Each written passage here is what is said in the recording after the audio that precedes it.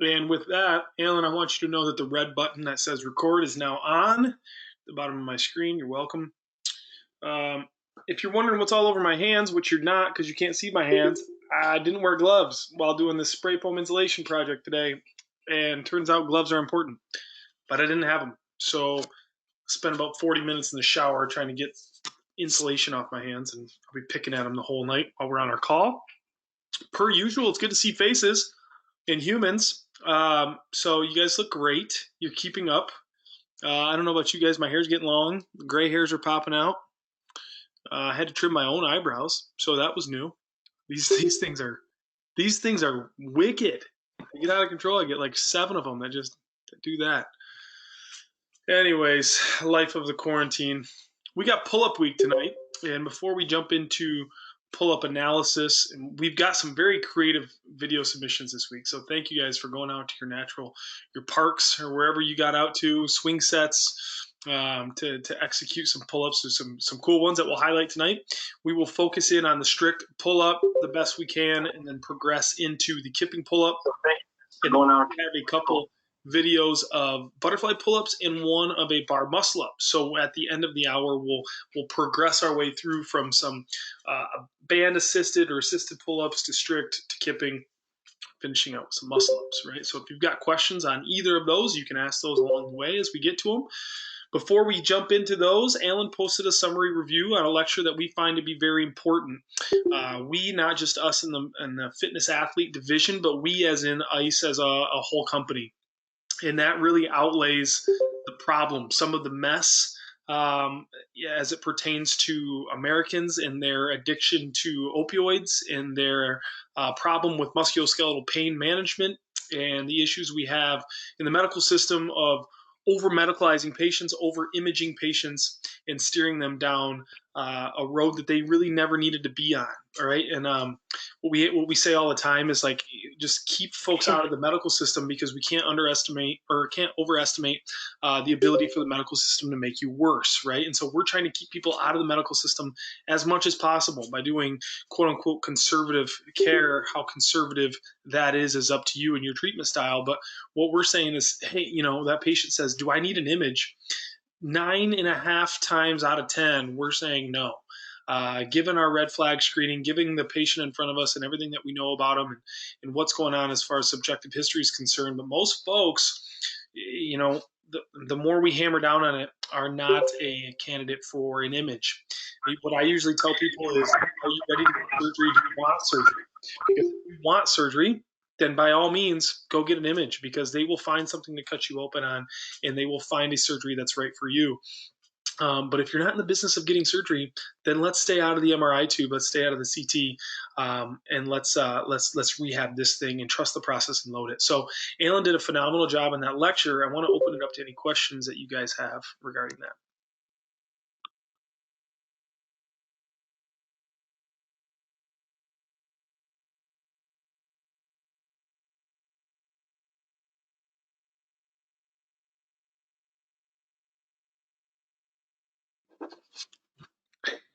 Alan, who's the author of the study that the 10 different MRIs and 49 different results? Do you remember? Herzog and colleagues. Herzog. That one's one of my favorites to show folks. But my image said this. We always say, hey, just change your zip code, right? You'll get a different result if that's what you're looking for. It was just different MRI findings. Just pop into another MRI center and they'll likely find something else that's wrong with you. Same person, 10 different MRI centers, 49 distinct findings is enough to really make you stop in your tracks as a clinician and say, well, how much validity are we putting into the MRI and what biomechanical flaws we may see, gray hairs on the inside that we may see when we get an image done, and how much does that actually pertain to our treatment and our course of care, right?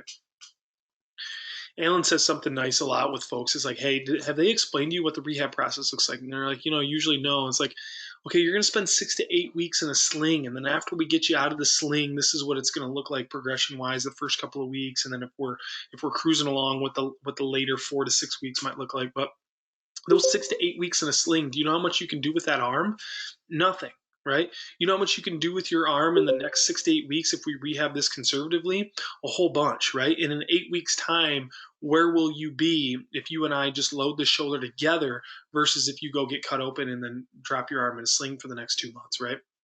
Um, it's week, what is this, going on, start of week 4 of our quarantine, right? Can you imagine doubling this time just spent sitting in a sling or a cast or a brace or something that was unnecessary, that could have been avoided, right? I can't I don't want any part of that, right? And I think this amount of downtime will give people some perspective of being able to relate that to what's going on and say, hey, remember that 2 month quarantine we had? Remember how long that drug out for? Yeah, that's the same thing going on with your arm. Your arm's about to go in quarantine if you select this surgery, right? That's something that you don't need necessarily.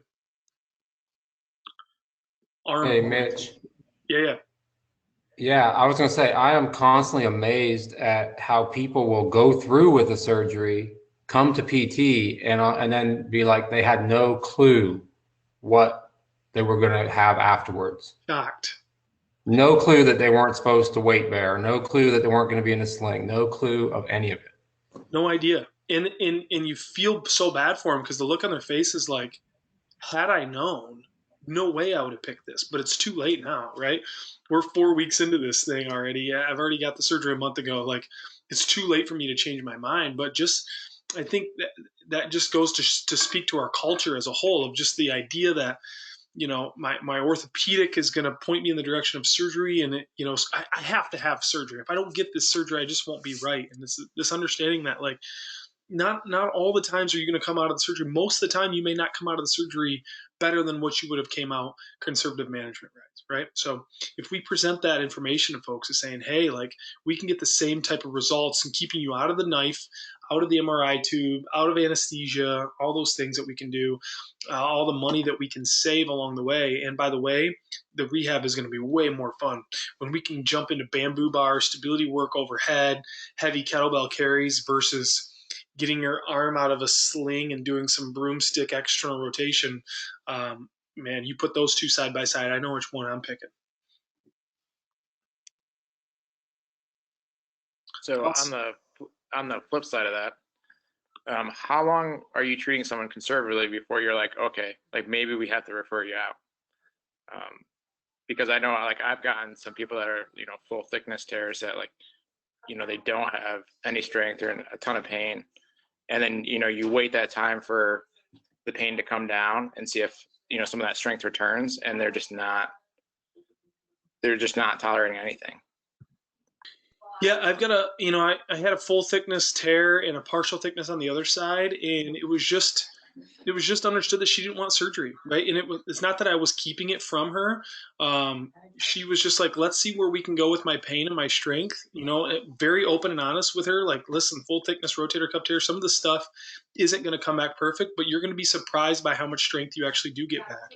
And I think what was important there was the ability to objectively measure function and strength early on and then show the progress because some stuff still lacks, right? Oh, it's still hard for me to do that. But if I don't have an objective measure of, like, yeah, you couldn't carry the 5 pounder on week 1, but now you can carry the 15 pounder. And while certain movements are still difficult, we can show that other muscle groups around the shoulder are getting stronger and benefiting your function. So I don't think there's not a time frame. I treated her, probably 3 months, twice a week. And she was just tickled to keep coming in because we were just training the crap out of her shoulders and she was sleeping better. She didn't wake up in shoulder pain before.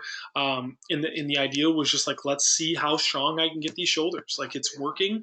And I don't want surgery. So I don't necessarily think it's a time frame. Certainly with some folks, if they're saying, look, I'll give you some time, but surgery is still an option for me, that's a discussion that you need to sit down and have and say, hey, can you give me 2 to 3 months? Can I get 8 to 12 weeks of some dedicated strength work? And we sit back down at the table again and say, hey, where are we at?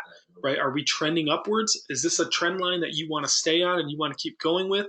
Is your pain manageable? Is your function coming around? Are you doing the things you want to do again? And if we're not saying yes to those things and it's not meeting their standard, they've invested 2 months, maybe 3 months.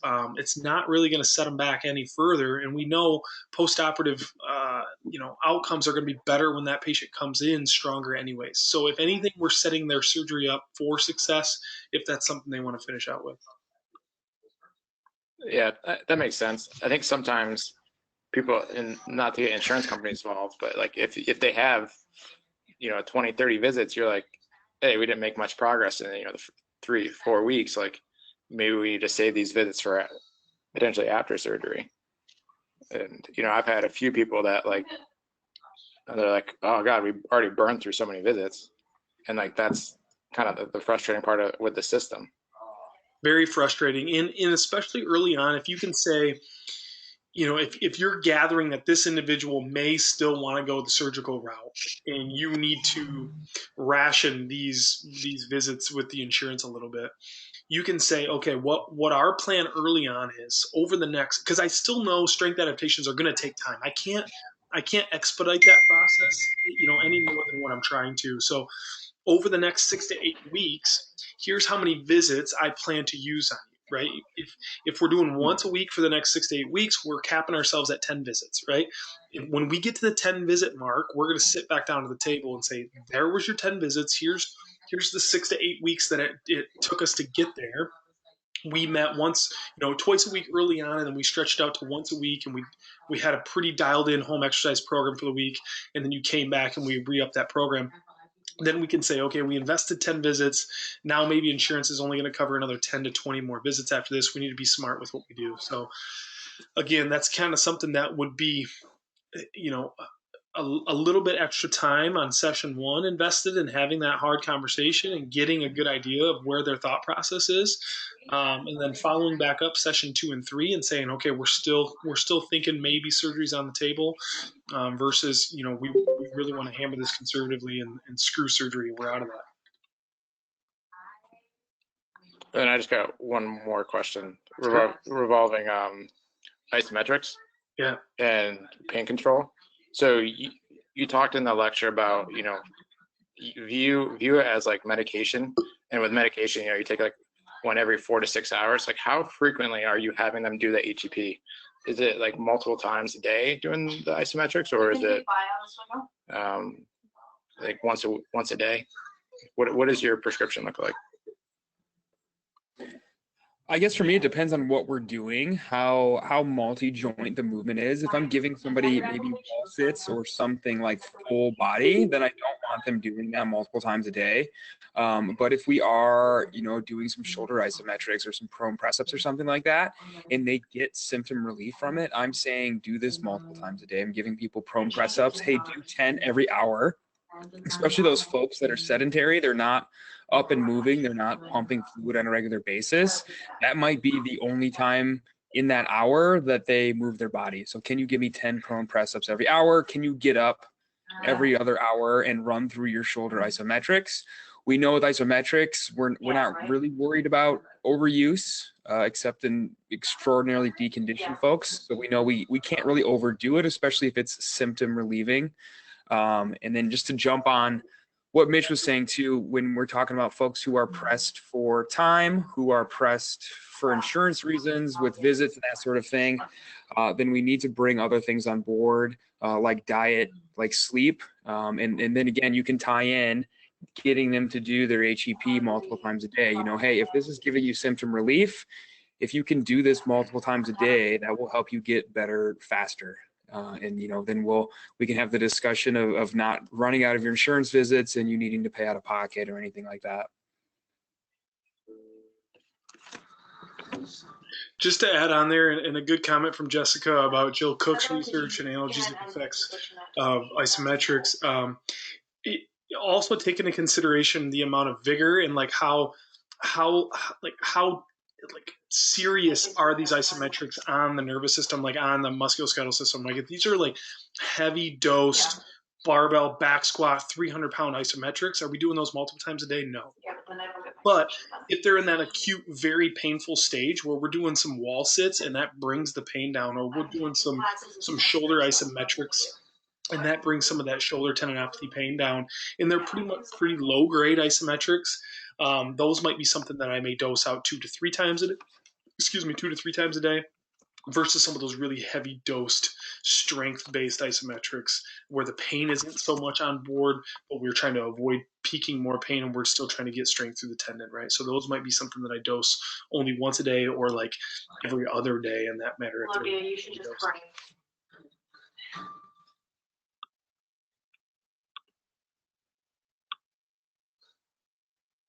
Other questions?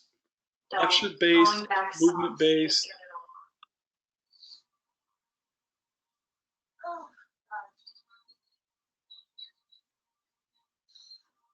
Just to piggyback off of that Jill Cook research, I believe the parameters that she used were the pain shouldn't increase beyond like a 3 to 5 out of, obviously that's very relative, and it shouldn't stay elevated for more than a 24-hour period, meaning that it shouldn't be more than just generalized muscle soreness.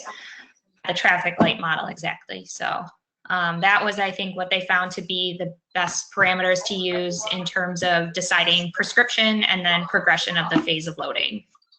Yep. 100%. And in how we stay on that is when we send somebody home for the day and we're telling them what their home X is going to be, and we say like, hey, 5 out of 10, no more than that. And you got to be honest with yourself. Like, this isn't like no pain, no gain, push through it. This is like we're trying to clinically dose something here, and I need your feedback to know if we're on the market, right? So they go, okay, 5 out of 10. That's like where discomfort turns into pain, and so you need to be clear with yourself when it's getting to that level and when I need to back off of the dosage a little bit. Doesn't mean we stop the movement. Maybe we back off on the loading, the time duration, whatever it may be, to back off on the dosage to get that pain back under a 5. And then Alan and I have patients text us. We have a HIPAA compliant number that they call or text, and we want them to send us a text the next day so we can get that 12 to 24 hour follow-up time of like, hey, how were symptoms? And oftentimes we'll get a text back that say, I'm pretty, I'm a little bit worse off today having done that stuff yesterday. Good feedback, right? It lets me know what I need to change for my next session. Or we get the text back like, hey, feeling great today. Thinking about doubling up on the dosage. And then we've got to say, well, let's maybe not do that just yet. Let's rinse and repeat, run it back again and see how we do, right? But nonetheless, that's how we have it set up so that we get that follow up from them 12 to 24 hours after intervention. I think it's important too to make sure your patients aren't already doing other stuff from previous providers.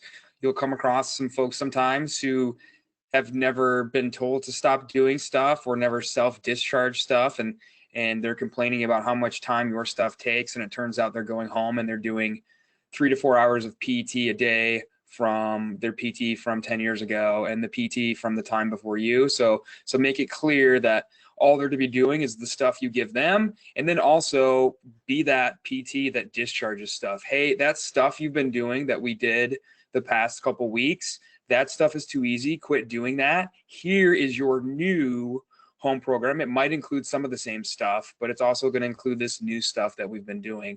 And if you're doing anything else from any other providers, stop that stuff. So when you make sure that you keep it time efficient, they're much more likely to be able to do 1 or 2 or 3 things, and you can continue to progress the challenge of those versus just handing them more and more stuff every visit.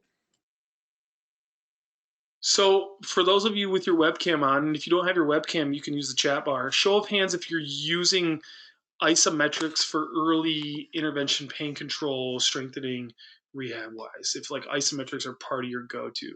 Roger that. Sweet. Okay, good.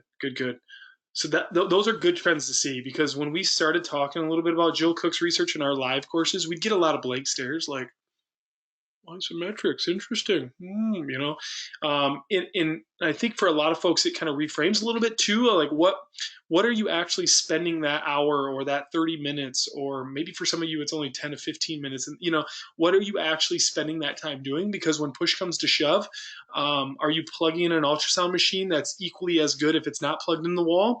Or are you spending that time doing some heavily dosed isometrics, getting some parameters, understanding what their pain's like, how strong they are, what their function's at, telling them what their home X looks like. Alan and I got 2 whiteboards in the clinic, and I miss the clinic, Alan. I miss writing on these whiteboards. We're scratching out like workout programs and flow charts and listing things out and time and reps and sets and pain levels, and they're standing back, and every single patient goes, can I go get my phone to take a picture of this? I'm like, yes, you're going to need that because you're not going to remember everything we're about to write down right now. But that's different than just throwing a hot pack on someone, rubbing them with an ultrasound wand, and then saying, how's your shoulder been doing? No better? Oh, doggone it. It's a different level of PT we're trying to strive for. I think too, even though the research is really robust on isometrics, don't just assume that somebody that comes in acutely painful can only do isometrics. Try and play with, can you tolerate concentric motion? Can you tolerate heavy, slow eccentrics? Whatever their symptom behavior is what you should dose out to them, whatever they can tolerate. For some folks, you'll be surprised. They tell you they have 10 out of 10 pain, but they can tolerate eccentrics or actually full concentric and eccentric range of motion. So you're doing them a disservice then by giving them isometrics when they can be tolerating full motion, especially if they can tolerate some load as well. It's going to be much more beneficial to their long-term care than just giving them some isometrics, because that's what the research supports. Don't feel like you have to always go to isometrics.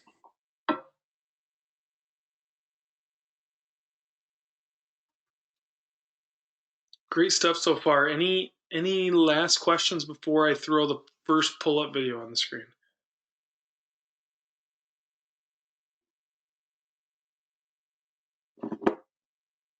Anybody enjoying a good beverage tonight?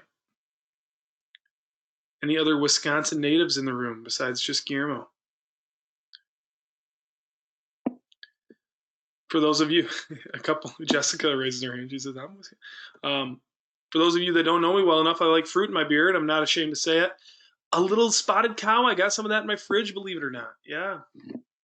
My girlfriend's dad thinks that's like just like the holiest of all beers, and when he travels for work, he like drops off like 3 cases. And I'm like, thanks. It's okay. I don't know. Like glorified Bud Light. Yeah, you know what? But I get it. I didn't say that. It's like only in Wisconsin, you know, like very proud of it. It's a good beer. Enjoy it. I don't need to drive. You got to Mars Cheese Castle too on your way back. So Cheese Castle. I feel like I've driven by that place. Mars Cheese Castle. Yeah. All right, let's do this. Get some of this off my screen here for you. All right. Very impressed by some of the pull-ups we saw this week. Let's kick things off with Steve's off the swing set in the backyard. I think these are strict pull-ups here. Yeah, they are. Also, Calf Envy. You and Alan with some real solid separation of the gastroc here. This is coming from a guy who the only muscle I can't seem to put any hypertrophy effects to is the calf. I don't know what the limitation is there, but respect. That's all I'm going to say. Okay. We measured when I was down there. It's close, but I've got him. It's very close, though. It's the closest I've ever seen. It's the closest you've ever seen. It's calf respect, man. Okay, so looking at strict pull-ups, what we're trying to see is like, hey, do we start in a good hollow body position? Do we maintain a good hollow body position? Can we pull our chin all the way up and over the bar? From the posterior angle, fingertip grip pull-up here, you know, some really good strict strength. I can't see from the midline if we're maintaining perfect position or not, but from this angle, all well and good. Feet are staying glued together. A lot of upper body strength to be able to do that. So these will come in very helpful. Man, I've been doing pull-ups on a 2x4 that I drilled to my studs in my garage, and then also on we got like the I-beam in our basement. And those will carry over big time to grip strength when it comes to our Olympic lifts next week, because grip strength is one of my biggest limiters. So if you've got the upper body strength to be able to do pull-ups, doing fingertip pull-ups like this is only going to make you better in the long run. If we check Steven from the side, we check from the side, we may get a better look at that midline position when we go dead hang. And you can see we're in a bit of some extension position on rep 1. Finish, pull over the bar, and we finish in a good hollow body position, chin over the bar. Now let's see if we can maintain that. You know, we do up until that point. It's hard to tell because it's usually at the full terminal extension of the elbow when people lose that midline position. When we take that lat to full extensibility, that people have a hard time maintaining that rib cage down position that we like to see. But again, given the circumstances and doing pull-ups on the swing set, it may be hard to do that all the way. But for what we can see here, some pretty good midline position. And we will chalk that up as a win, as having somewhere to do pull-ups from. Some more videos here. We've got some like what looks like dugout pull-ups, which is awesome. Finding a bar, what can I jump up on? Even with the batting glove. Yeah, it's a baseball field. Yeah, this is awesome, man. So Phil's got the gloves and the batting cage here. So start position, good. Tiger cage. Oh man, don't get us started. Don't get us started on who killed Kate. What is her name? Catherine Baskin. I don't even know. Carol She Baskin. definitely killed her Carol husband. Baskin. Definitely Totally killed her husband. We've lost the class that easy. Bring up Tiger King, and we've lost the whole class. Okay, what we always like to see is say, hey, like let's start in a good neutral body position. Can we maintain neutral body? So we're not quite in a good starting position there for that full hollow body lockdown. Why not? Well, we want to see the butt squeeze, the legs straight, and ideally when we do that, the feet are going to drift just slightly anterior to the pelvis. They don't have to be lifted. We don't want the hip flexors kicking in to lift the legs up in the air. We just want the butt squeezed really tight and the legs stiff. And typically the legs are going to hang down in front of the pelvis, right? In this position here, you can see that we're a little bit overextended in the start position, which only carries through to when we go to initiate that pull up and we kind of start kicking that rib cage open more and arching the back. I always have the question of, is this lat strength insufficiency or is this midline strength insufficiency? What do you guys think?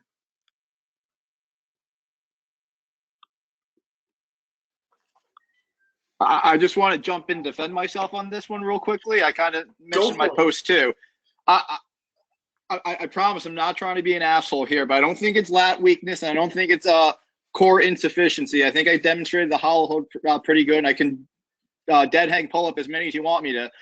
It's just for me, when I guess like when me and my buddies would just do pull-ups, like since we were doing so many of them, we figured, you know, kind of let your legs loose, let your core loose, conserve energy, and just kind of you know, focus on the pull. Yeah. Yeah, so that would just come down into like a motor control skill category, right? Like if no gymnastic coach ever told you these things were important to other things other than just the strict pull-up, then why would it matter, right? And that's kind of the category you're saying that you fall in, right? You test your hollow body, it's pretty rock solid. Get up on the bar, we've got a lot of strength to do as many pull-ups as you want.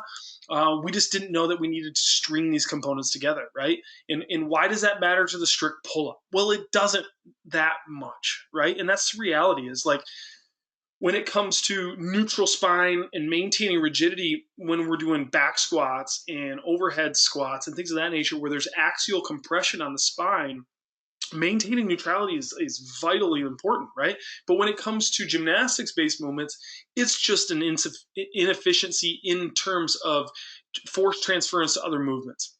Meaning the strict pull-up, maintaining hollow body rigidity through the midsection in its ability to carry over into the kipping pull-up, and then eventually the bar muscle-up and the ring muscle-up become very, very important. You can be very, very strong, and I've seen a lot of very strong athletes in the gym get up there and try to leverage their just strong arms, and everything from the pec down is, again, just letting their legs hang, and they struggle. They run out of steam after 1 or 2 reps of, you know, kipping or strict ring muscle ups.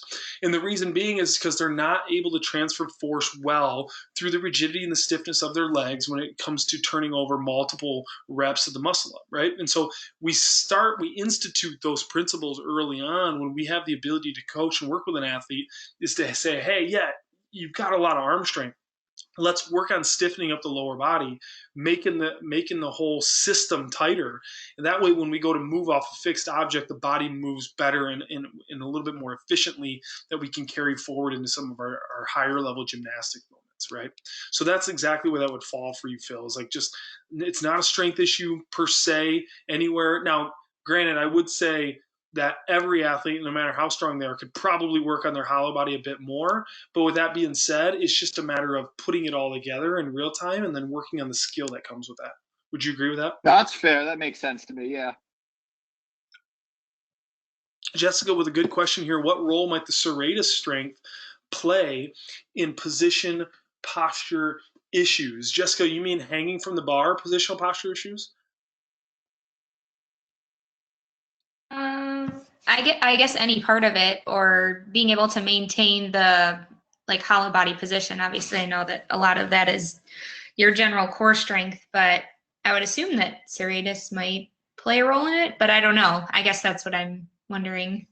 So I could see Maybe it with, doesn't at all. with like some of those real wild scapular asymmetries that you see when athletes start to initiate the pull up, and typically looking at this from the posterior aspect, and athletes hanging up on the bar, and they kind of like sidewind one shoulder to the other. You guys have seen this before, where maybe one shoulder shrugs and gets really close to the head, and the other shoulder's bounced out to the side, right?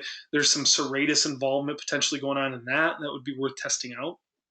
And then what would we do for those sorts of things? Well, we do a lot of single arm pulling exercises, and that may be like seated band pulls, right? So they're long sitting on the ground. They got a band going up overhead to the pull up bar. And with one arm, they let the arm go all the way out to that full upward rotation of the scapula. And then they're pulling and squeezing and trying to end range contract the lat all the way down and then back up. So we can work on single arm work there. We can do a lot of like again ring rows that seem to fix a lot of stuff if you have athletes in that elevated position where we elevate their heels and we really get their body parallel to the floor. And we can do some static hang work where they work on tying the shoulder in well to the body, to the thorax, and then working on that full terminal pull ring to chest where we can get a little scapular engagement there as well as far as serratus stuff. I don't know that I would say it in that static hang posture. I don't typically see the serratus being an issue. It's in that more dynamic, I begin to initiate the pull up and I start to see that asymmetrical shoulder rising thing going on, then I may be questioning it more. Okay, thanks. If lats create some spinal extension based on their origin and insertion, are we losing lat contribution during pull by not allowing any spinal or lumbar extension? Remind me of adductor contribution during heavy squats and how this was okay because it can actually help. Good question, Carling.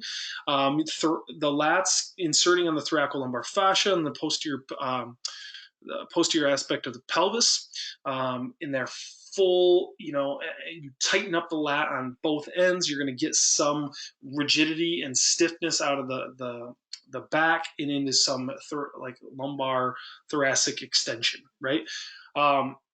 Yeah, definitely. And this is where a lot of the bodybuilder style, what I would categorize the bodybuilder style pull up comes from, is a really wide grip. Arch the back, bend the knees behind you, extend as much as you can, and try to squeeze one muscle as tight as you can, right? And if you kind of took this and related it to the squat, if I was just doing the squat to try to only target adductors, the squat would probably look a lot different and maybe not fit our standards of safety and efficacy of the squat if we were solely trying to target the adductors. But instead, we're trying to target a movement pattern that contributes more things than just the adductors. And the same thing goes with the pull-up. We're trying to move in an arm slot angle that's safe for the shoulder. So yeah, while you may get more lat contribution with more of a wider grip, something more in the frontal plane, we're going to pull in that sagittal plane, or more or less the scapular plane, not so much the sagittal plane, in the scapular plane, because that arm slot's better for the shoulder. It doesn't impinge it quite as much, and also allows for transference of movement into the ring dip position or the bar muscle up position, which we'll look at later, right? So there's other things at contribution in play here, and the rigidity through the midline is one that we want to maintain, as for reasons as mentioned earlier, as far as Phil's question is concerned. But if we were just trying to target lat only, full lat contraction, I could see someone trying to move in a pattern like that, where we're trying to encourage some lumbar extension, but not per se in our strict pull-up mastery. We want to work towards rigidity and hollow body maintenance in the strict pull-up. Great It question. just made me think of that when Phil was talking about, like, I swear I'm not weak in my lats or core.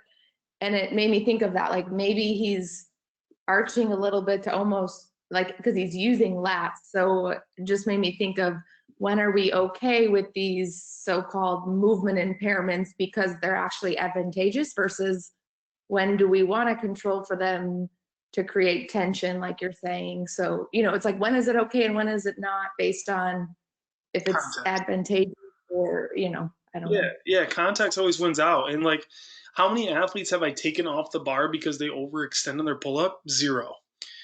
I've never taken someone off the bar and said, "Don't do that. You extend too much in your thoracolumbar region." Right? None.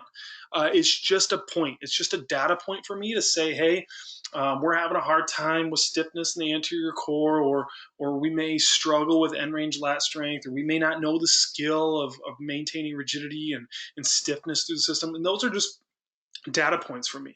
And where they start to show up more is when we do things like the kipping pull-up, right?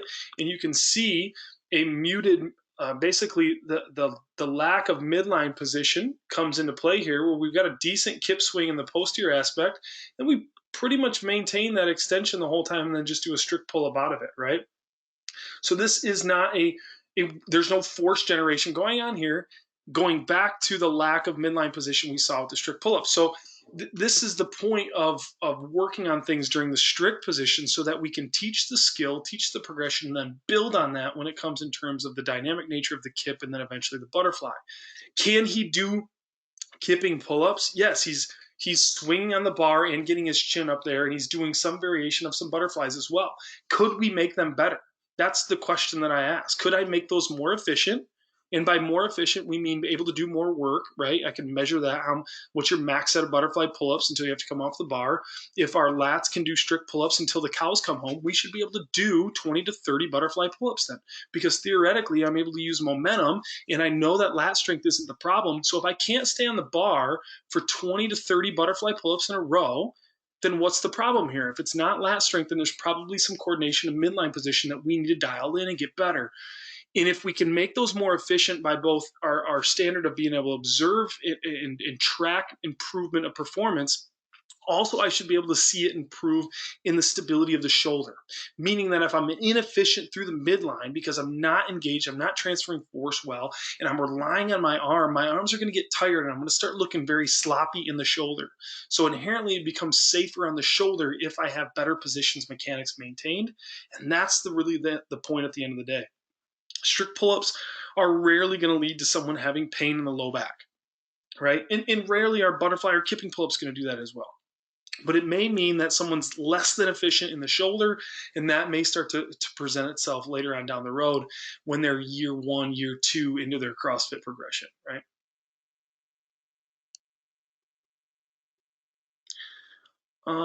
I missed some things, but Alan said something. Alan, do you want to just mic up and say what you said? Just talking back to, does it look okay? Yes, it looks okay. Your point of, can it be better? Yes, it can always be better. The more tension we can maintain, the more efficient the movement becomes, the more reps we can do. The higher your intensity you can maintain during a workout with something like a pull-up or another exercise up on the bar, and get a better workout because you're more efficient, versus being the person on the pull-up bar doing sets of singles or twos or threes, because yes, you can do kipping or butterfly pull-ups, but very inefficiently. Okay, looking at more kipping pull-ups here, and I don't know why, but I just went down the list and we were talking about kipping last, and I'm realizing it's already 8:40, so I'm gonna have to go a little quicker than I planned here. But nonetheless, let's look at some kipping pull-ups and check them out from the side and see if you can see anything that sticks out to you.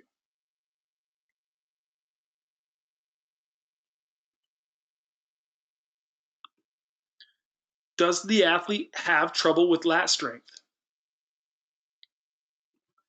I don't think so.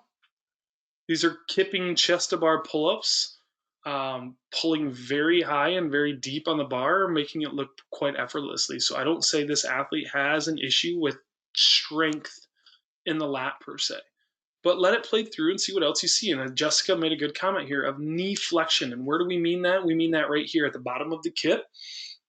the bending of the knees, flailing the feet behind us more to try to pick up more more amplitude on the kip, if you will. The legs opening up, nice pick, Steve. The feet splaying apart from one another.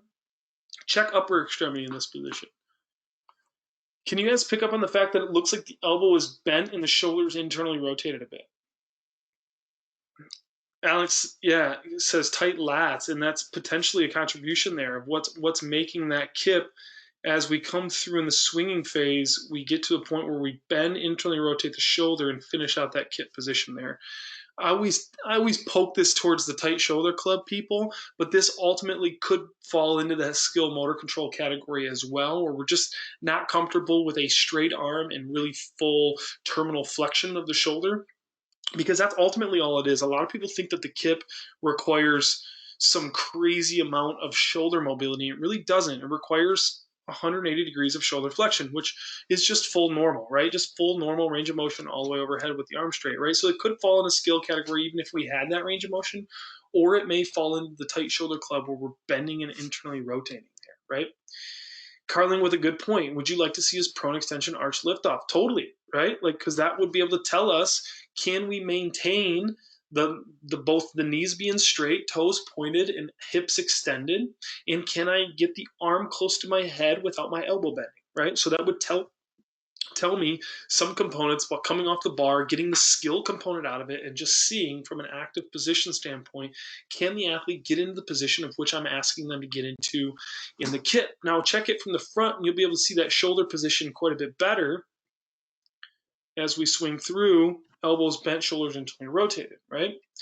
For the record, this is not where we want the shoulder at the end range of the kit, right? We want the shoulder elbow being locked, straight, arm fully flexed, eyes up, which the head is up here and the chest is through. I like everything from the torso down. And then at the knees, we want to see the feet together and the legs not bent. We want to see the legs relatively straight. Again, tighter positions are able to transfer more force and they're more efficient, right?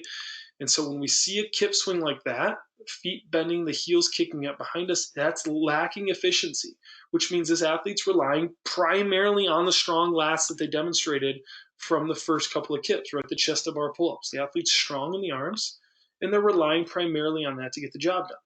If we change some things about the technique, starting with the legs, getting the feet together, the knees straight, and the arms straight overhead, we could make this position a little tighter. How would I do that? I would get the athlete back to just the kip swing.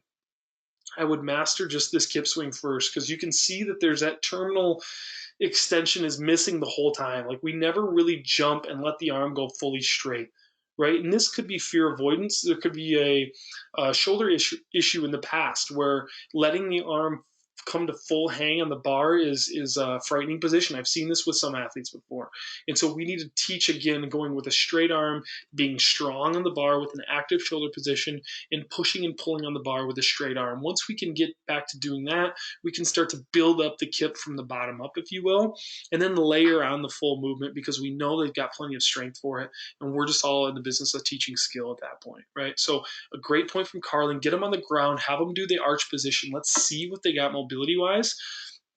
If they have a hard time with it, yeah, you can go down your rabbit hole of checking hip extension range of motion, checking lat flexibility, just general glenohumeral flexibility, and seeing what's going on with that as well. Thoughts from Alan or Gamro there?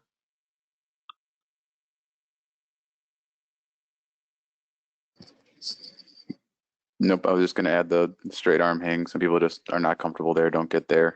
When I first started doing kipping and things like that, that was an issue for me. I kept the elbows bent every time I got to the bottom. History of like left shoulder pain, but that's not there anymore. So it takes time, takes comfort, especially if you're someone who kind of just jumps to kipping right away without getting really comfortable with that strict strength. Being able to hang in that position and get that shoulder in that position comfortably and feel confident in it is something you kind of miss out on by just jumping in that. Nate with a good question there. For the tight shoulder club, are you looking for symmetry side to side or total arc range of motion? A baseball player, more ER, that GERD deficit. So for flexion, I don't care if you played soccer, tennis, badminton. I want to see the arm go fully overhead. And if we're not there, then I'm going to do some drills to work on getting the arm fully overhead. Because if you're going to make CrossFit your hobby or recreation, the ability to get the arm all the way over your head is very, very, very important. right? So that could be a lot of things at play there, but nonetheless, let's get full flexion back out of the arm. Now, if we've got these big asymmetries of massive amounts of external rotation and minor amounts of internal rotation, is that going to be a big problem with the pull-up? Probably not. Maybe more of a problem when we get to bar muscle-ups, and we'll show a video. I keep promising a video of that as it becomes to internal rotation of the shoulder into the dip position. So we may be looking at like what's a minimum amount of IR that we need. Maybe we don't need full 80 to 90 of IR, but having 45 to 50 degrees may be important, right? So that's where I'll start to examine more internal rotation necessities, and maybe not trying to get it perfect or side to side perfect, but maybe just improvements to try to clean up the movement even slightly.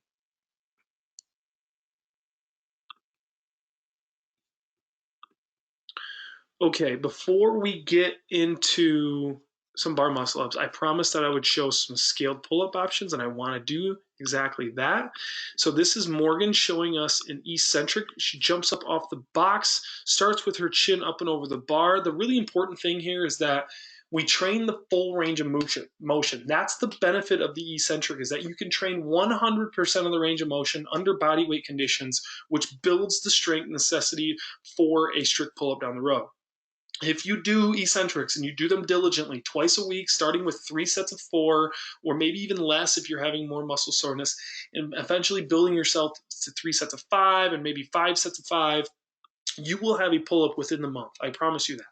If you do them right and you do them adequately, right? And what we're seeing here is a really good eccentric pull-up. Chin over the bar, neutral spine position maintained. That way we're working on maintaining rigidity through the midline, and we're lowering ourselves all the way down. And I always say take 5 seconds to go down, right? But that's just my clock. 5, 4, 3, 2. And the biggest problem I see is athletes get right here and then they drop.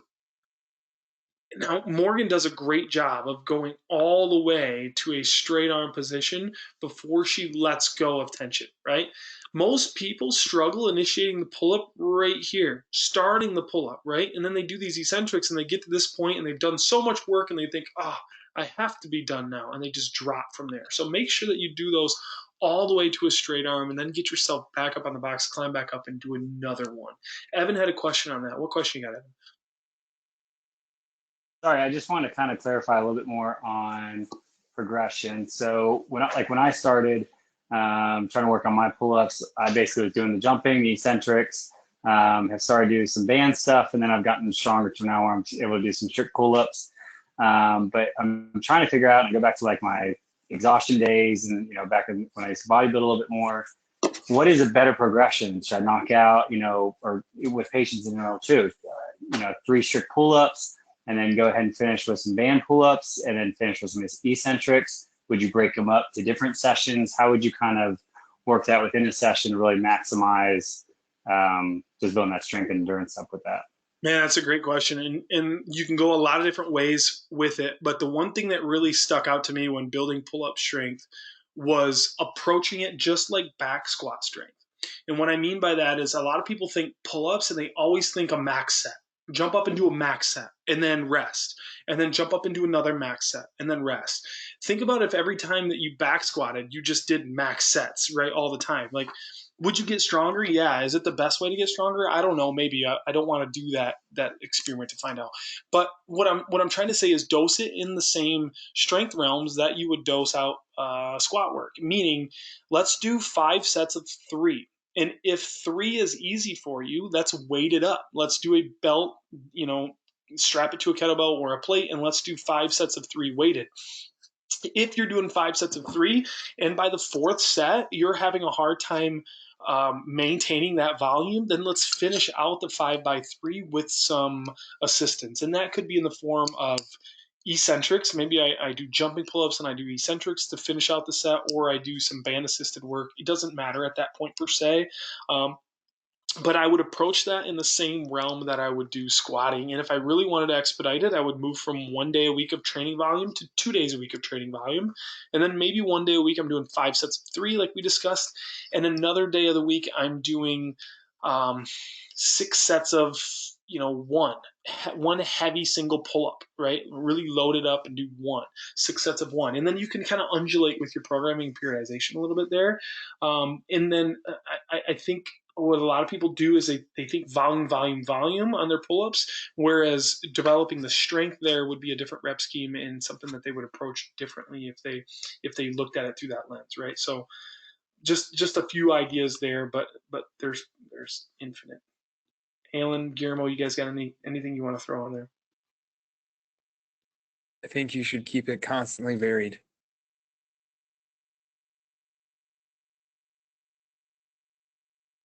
Remarkable, Alan. Thank you for your contribution. I mean, Evan, my progression was the same as your progression. Doing attacking a bunch of different ways, doing chin over bar holds, doing eccentrics, in a Metcon doing jumping pull-ups. So you do actually accumulate that pulling volume under a level of intensity, but attacking it from a bunch of different ways, knowing that all those ways will get it stronger. And then I'll take Steve's question here too. Steve says, do you feel like banded pull-ups sometimes hurt beginners because it gives all the help in the initial range where they need it? Yes, totally. And I have a feeling that Mitch is going to address that here in a second. Yeah, and Steve, I think it's worth noting that banded pull-ups, if only ever doing banded pull-ups, bad. It's kind of like scaling, right? Not always bad, but if always bad, right? Same thing with banded pull-ups, not always bad, but if always, bad, right? Like, because it's giving you the most amount of help in the range of motion that most people are their weakest, which is at the dead hang position. So is doing banded pull-ups the problem? No, I like doing banded pull-ups because it allows athletes to get their chin over the bar for a lot of different reasons. That's powerful. Maybe it's the first time they've actually done a pull-up motion, got their chin over the bar. They're like, hell yeah, never done that before.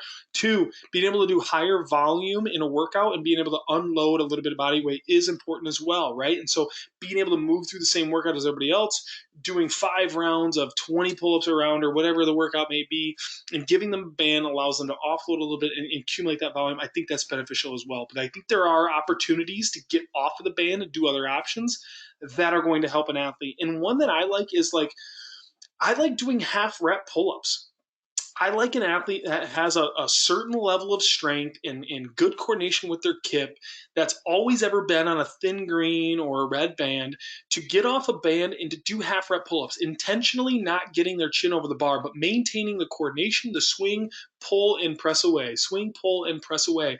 And they may only be like eye level pull-ups or maybe like forehead towards the bar type pull-ups. But I think there's merit to that. I think there's merit to getting off a band and doing pull-ups, and they're trying to get chin over the bar, but not at the cost of having to break form, pop their knees up to try to get there. Maintaining the technique and the timing of that swing.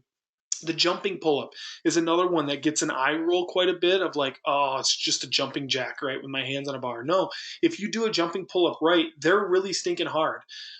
There's a benchmark workout there. Jumping pull-ups are in it. Filthy 50. Filthy Yes, 50, yeah. yes, Filthy 50. And if you do that right, you're supposed to measure out like where the bar meets you on the forearm and do jumping pull-ups. And by God, if that doesn't tire out your arms by the time you do 50 reps of it, you've measured it wrong, I promise you, right? So I think there's merit to doing a jumping pull-up, especially if you execute it right. So those are all part of the equation. I think the lazy way out is to throw somebody a band, teach them a band to pull up, and then bounce, right? And just be like, here, you've been sentenced to a green band for your life as a CrossFitter. And I think that's the lazy way out, but I don't necessarily think it's wrong. No, that was a long-winded answer. Sorry about that. Okay, so I showed that video, and I think that was a good segue. Now, to close out, a couple things I want to say. One, boss job by Joe on the swing set with the strict pull-up. Again, not all the way to terminal extension of the arm, but I don't care. Heather with the strict pull-up. Want to show this one because this – I'm making it disappear, you guys. Let's try this again. Here we go.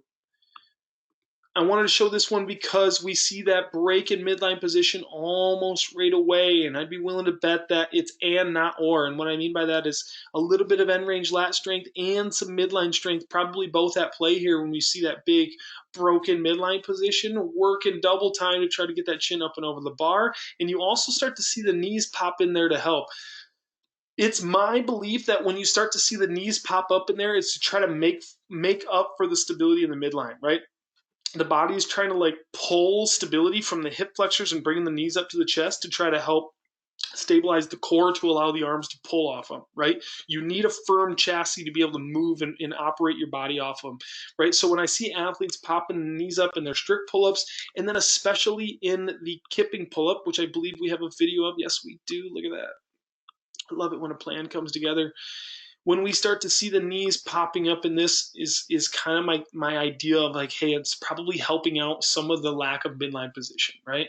Swing, pop, and then pop the knees. Swing, pop, and then bring the knees up. Swing, pop, and bring the knees up, right? All together, good kipping pull-ups.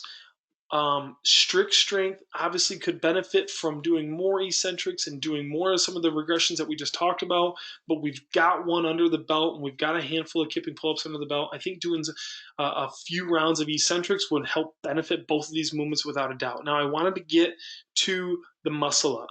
So let's get to Dan's muscle up, and I want to thank Dan for filming this so that we can have a look at it, right? And let's talk about a couple things about the muscle up. It is not, I don't coach it like a deep pull-up, turn, and press over. And what I mean by that is when we're doing pull-ups, it looks very like linear up and down, right? It looks very vertical. Chin over bar, down, chin over bar, down. If you try to just make the chin over bar more aggressive and press out, it doesn't tend to work all that well.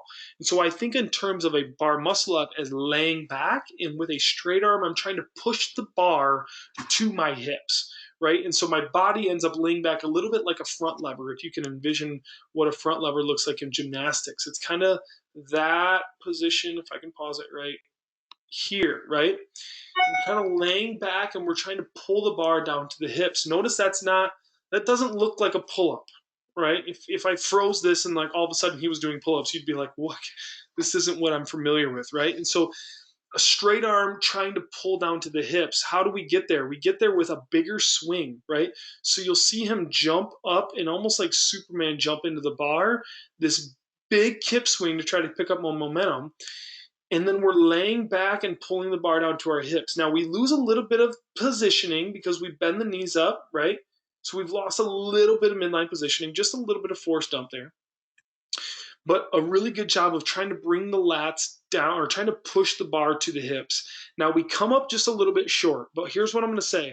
We were able to make up for it with a lot of internal rotation of the shoulder. You may be sitting at home going, what the heck's he talking about? Watch the arms move into this big realm of internal rotation, right? Wham, the elbows snap up really high over the bar, which is able to save him right at the dip position and then be able to press out, right? Let's watch it in real time. Swing, pull the hips, snap the elbows over. It happens fast, right? But athletes who don't have that kind of internal rotation of the shoulder, you know what they end up doing when they don't quite pull high enough? They chicken wing. Some of us in the room are smiling right now because maybe we're chicken wingers ourselves, right? Where we throw one arm over and then the other arm over. That's because we don't have the full range of motion of internal rotation that Dan has here. He's able to snap both elbows up and over the bar quickly. Well, it's solid. It's a good position, but it makes up for just ever so slightly a lack of pulling the bar down to the hips. We're en route to doing that right here. We're pulling the bar down to the hips. We're pulling the bar down to the hips, and we just run out of momentum just a bit early, and we snap the elbows over to get over that, right? Phil says, I notice that happening when I'm more fatigued. Yeah, and that's when the lat strength starts to fail on us, right? So we need to go back to our mechanics. We need to go back to saying, hey, am I rigid in my midline? Am my legs tight and straight when I'm swinging? Or am I bending my knees and popping my legs up? Because all of that is stealing from the system just a little bit, and it's making some of these insufficiencies, maybe at rep 1, not a problem, maybe rep 2, 3, not a problem, but in the middle of a Metcon, when you've got to do 5 to 7 at a time for rounds on end, that really starts to show up for people, and the chicken wing insufficiency starts to come out a little bit, right? So we don't see chicken wing here. We do some really solid bar muscle ups, and in fact, rep 2 even looks better because we've got some more momentum on board. But the more we can really emphasize pulling the bar down to the hips, you'll see athletes start to do full support muscle ups, meaning that their arms stay straight the whole time because they're emphasizing so much on a strong lat press down and pulling the bar down to their hips and pulling themselves up into full support.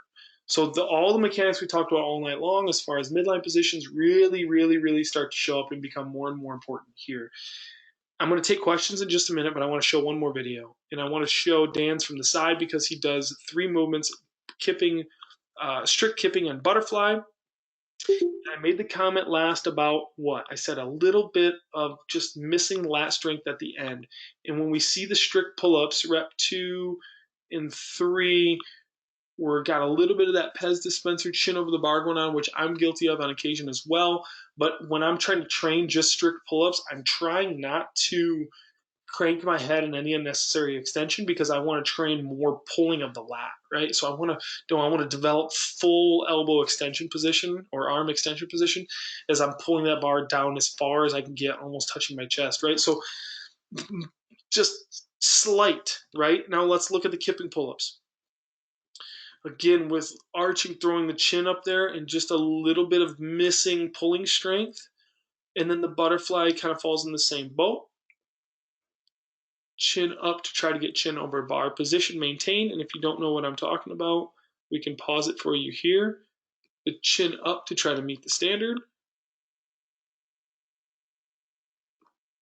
Just missing a bit of pulling strength. And by missing, it's there. I would just, as a coach and working with an athlete, I would develop it more. And that's all I'm saying, is I would develop it more because it's going to make those bar muscle ups easier. It's going to make those ring muscle ups easier. It's going to make bigger sets of butterfly pull-ups easier. We're going to find ourselves not having to move our neck around as much, which means our neck feels better after doing high volume pull-ups. And at the end of the day, we go home and beer just tastes better at night because we got stronger in the arms, right? Questions you guys have right now? Mitch, I have a question. I would love it. I saw that Dan referenced this article by Fido and colleagues about the 4-year injury incidence rating in CrossFit athletes, and the #1 injured joint is the shoulder. What do we think about the relationship between strict pull-ups, kipping, butterfly, muscle-ups, and how many strict pull-ups does somebody need before we allow them to do kipping pull-ups? Well, that's a mighty fine question, Alan. You probably just came up with that out of thin air. We've never been asked that before. That's quite the coincidence and quite the correlation that we see there as far as the #1 injured joint in CrossFit is the shoulder. Should not surprise us given the number of shoulder movements there are in CrossFit. Every single day there's something, like athletes are always telling us at the gym, like, man, you're really beating up on the shoulders this week. And I look at the programming and I'm like, I mean, it looks like any other week in CrossFit. We're going to press, we're going to pull, we're going to hold things overhead, we're going to carry with it. Like the shoulder's involved in a lot of different things, right? Pull-ups is one of those things where we can so easily overdose the volume. We teach someone a banded pull-up like we talked about earlier with Steve, and we say, hey, here you go. You're off and running, and now all of a sudden I'm doing like high volume, like didn't do a pull-up before, and now I'm doing sets of 5, 10 sets of 5. Maybe I just did 100 pull-ups in a workout. Like we can very easily overdose the volume with pull-ups in that movement, specifically more so than you tend to see with barbell overhead movements. When we drill down on just general, sensible training, it's smart to have strict control over a movement pattern before we throw speed and dynamic nature on board on top of it, right? It doesn't take a DPT to be able to figure that out. It may take a DPT to be able to point that out to some coaches who don't think that that's necessity, right? So how many strict pull-ups is really the question. Okay, if we all say, hey, having some strict strength on board before we add the momentum, the dynamic nature, and the high volume nature of kipping pull-ups is cool. How many do we need, Mitch, before we can do kipping? Everyone wants an answer. You all got your pens in your hand right now. You're like, I'm going to write it down. All I have is a Sharpie. That's all I got. I don't know, because there's no evidence to point me that 5 strict pull-ups is better than 3 and inherently more injury protective than 3. The literature would say the stronger you are, the more injury averse you are. Get stronger. That's probably going to be your best friend. The problem is, when do I say you're clear now to be able to do kipping pull-ups unassisted because you've executed X number? We don't have that evidence. And I only bring that up to say there's some gyms that are like, if you don't have 15 strict pull-ups, don't even think about kipping. And I'm like, I mean, on a bad day, I'm not even hitting that standard, right? That just tells me you don't want anybody doing kipping pull-ups. In which case, if you don't want people doing kipping pull-ups, just put that on your sign at your gym. Like, just say that. That's okay. It's your gym. You can say that. But there's no evidence to say that having 10 or 8 is any more protective than just having 2. 2 strict pull-ups shows me competency, shows me that you can get chin over the bar. What about 1? What about having 1 strict pull-up? Is that enough for athletes to do sets of 5? Because I've seen it. I've seen many athletes show me 1 beautiful strict pull-up. They can't quite get their second, but they can show me well-controlled kipping pull-ups for sets of 5 all the way through Murph. And they've done Murph for 4 straight years, and they don't have any shoulder pain. So it's hard to say that, strict.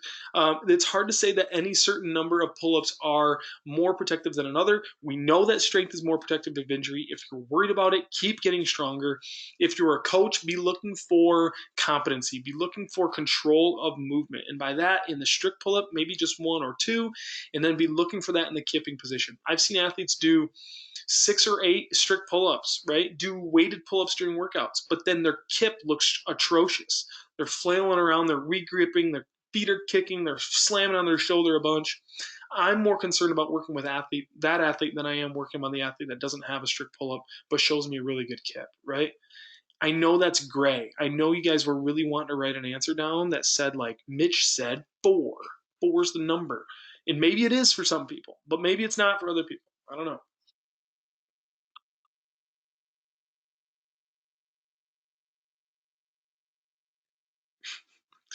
Mark Bell, Pitch Pap guy. Notorious for stealing quotes from people. That's Alan. Kels, my girlfriend the other day, she's like, Alan, he's so funny. He always says opinions are cool, data's cooler. And I looked at her and I said, I said that first. Alan took it from me and said it so many goddamn times. Now everyone thinks Alan said it. I was so jelly.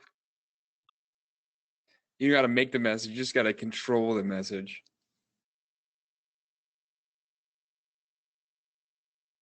We're 8 minutes over, going on 9 minutes over. Do anybody have any other questions? Anyone want to say anything just because you miss talking to people? Just a question, but not about this material. Just for the next 2 weeks. Kind of jumping ahead.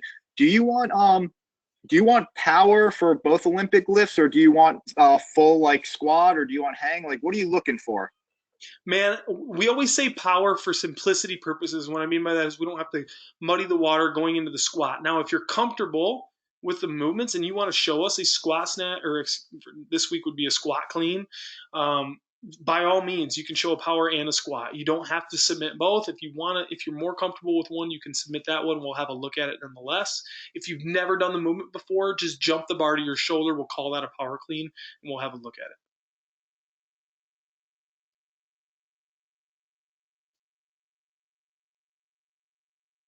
Alan, you going to submit some videos this week? Is CrossFit Prison Yard? What are you calling your little shed?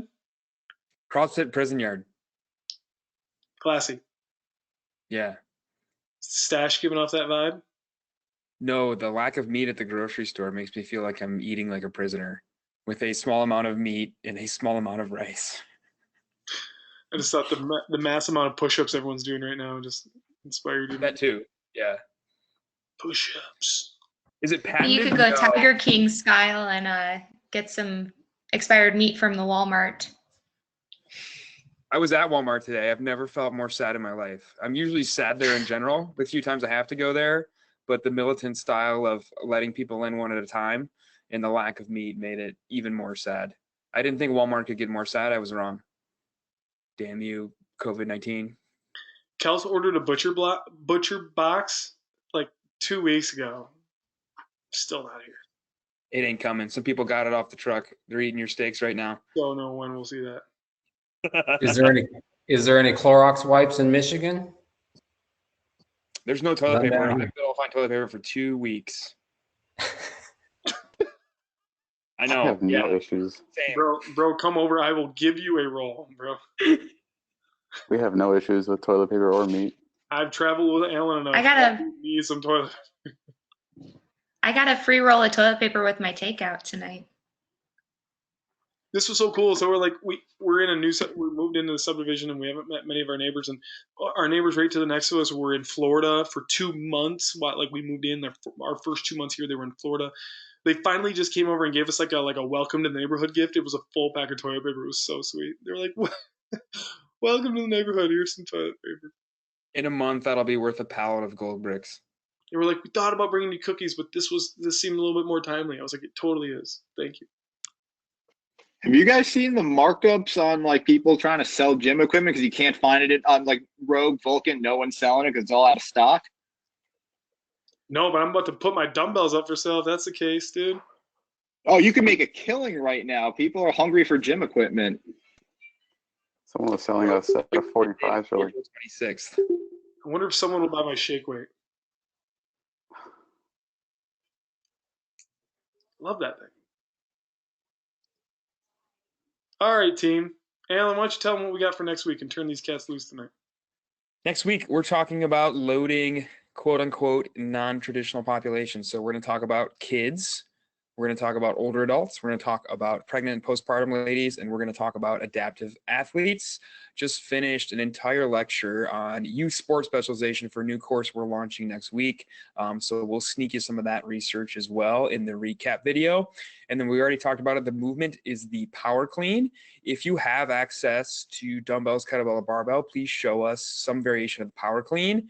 If you don't and you want to give it a whirl with your broomstick or a PVC, that's cool too. Just know that with a super light weight, it's going to be hard to hit the positions that we're looking for, and it's just going to overall look and feel weird with the broomstick or dowel rod. But if you want to give it a go, then go ahead and give it a go. And if you're comfortable, like Mitch said, doing a full clean, a full snatch, or next week a full snatch, then you can show us a squat clean as well. And if you really want to hear a bunch of me talking over the course of like 7 days, I'm on Virtual Ice tomorrow night, and that registration closes tonight, doesn't it? It closes as soon as we hang up this call, and I turn it off on the website. Are you kidding me? Yes. There's so so much you have panic in a minute. Maybe Fred will give you an extra like 5 minutes. If you really want to sign up for Virtual Ice and you like these online talks, we're breaking down the snatch and the clean tomorrow night, and there's many more talks. So you've got 4 minutes. I don't know. Maybe Alan will be nice. I'll go to the bathroom and get another LaCroix, which the store actually has plenty of. Ration your and toilet. then I'll turn off registration. Thanks for being on, guys. Have a great night. If we see you on Virtual Ice, I will see you tomorrow night for that. Take care. Have a good night. Thanks. Bye, everyone. Have a great week.